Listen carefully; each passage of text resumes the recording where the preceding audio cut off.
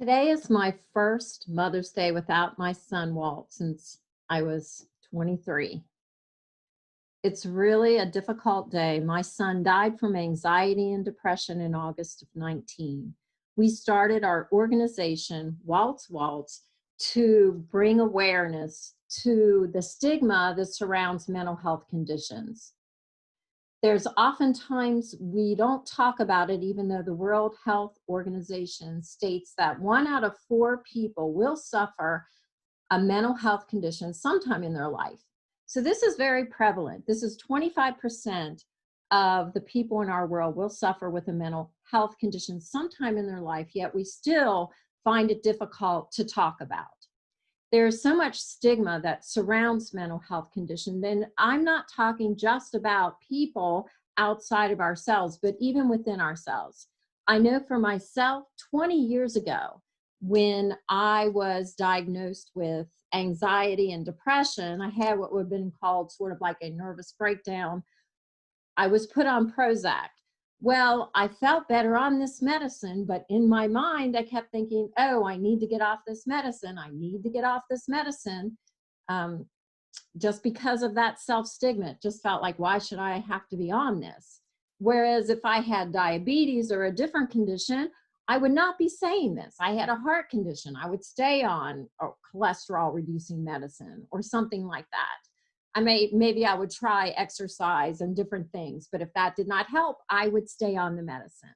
I know for myself, if I exercised, really would run, say, 5 or 6 miles a day, that would help keep it at bay. But sometimes that works to a point, but it doesn't always work for everybody. The thing that it seems like with us, with mental health conditions, is that we are still backwards when it comes to its treatment. Did you realize that every 40 seconds a person dies by suicide? That's over 800,000 people in our world. This is a crisis that we're in. In the United States, our numbers increase every single year, okay, for the past since the 90s. So what we really need to be thinking about is self-stigma, stigma in general, as far as our population goes. We need to begin to talk more openly about it. We also need to be aware that mental health is connected to physical health. I mean, this is like we need to take a holistic approach. And if 1 out of 4 people will suffer a mental health condition sometime in their life, then why are we still afraid to be open and talk about it? Why is there so much stigma that still surrounds this? Another question is, why do we have to jump through so many hoops to actually get coverage for a mental health condition?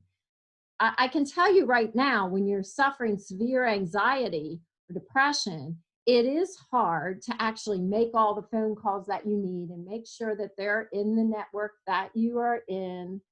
Another thing is the treatments are very similar to the treatments used 50 years ago. We've really not come very far. Now, I will admit we are, the medical, medicine is advancing. They're beginning to try different areas, looking at different things as far as research goes for medications. I know my son tried almost every medication that they would provide him. And there wasn't the help for him. My son wanted to live, and he tried for almost 20 years to get better. And we would I begged the doctors to help him. And so this is a crisis.